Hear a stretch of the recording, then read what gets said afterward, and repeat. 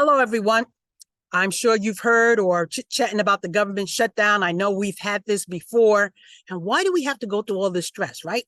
Our lawmakers, they agreed to a stopgap, right? And they agreed to, hey, we're going to agree on this budget for right now. We have this much time to agree again so that we don't have a government shutdown, right? We're going to have an election year come next year.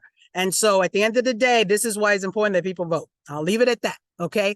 So how are we affected? Well, each of us are affected directly and indirectly, right? So millions of Americans, right? So if you are a federal worker, if you're receiving federal funds, then you are going to be impacted directly, right? We're also impacted because these people provide us services, right? So let's talk about the military because that's an essential. And then you have non-essential government programs. Military is essential, right? So they're going to continue doing their operations. However, there are certain things like training and recruiting that will get slow down. And most importantly, some of the civilian personnel will get furloughed. So again, we're impacted one way or the other, right? Directly or indirectly because of the services. So again, October 1st, Congress needs to pass the spending legislation so that we can do what we got to do. And if the government shuts down again, the non-essential functions will cease. Federal workers, they're not going to get their checks, and but they will get back paid, right? That's how it works usually.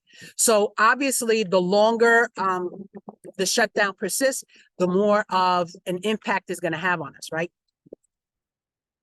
Now, if the shutdown occurs, it's supposed to be happening at the same time, right? Student loan repayments. I know a lot of people who have student loans, they just don't want to have to repay or are working diligently to manage it because it's been on delay for 3 years, right? So if 90% of the staff is going to be furloughed for the shutdown, it's going to be interesting to see how they're going to manage that part.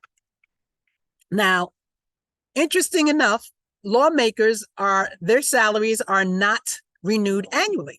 So therefore, they will get paid just like Social Security. They will get paid with or without the shutdown. But at the end of the day, they're still working. And hopefully they come to some sort of agreement so that we can at least have the government working. And then if they have to do another stopgap, let them do it. So the longest government shutdown, believe it or not, was in 2018 and 2019, and it lasted for 35 days, right? And again, it went into effect because the House and the Senate, they could not agree on a plan. So right now, McCarthy has rejected the Senate stopgap as of today. So the probability of shutdown in 2 days, we're just going to see, right? So hopefully they come to some agreement. If not, I'll give you an update. Have yourself a wonderful day considering what we're going through right now.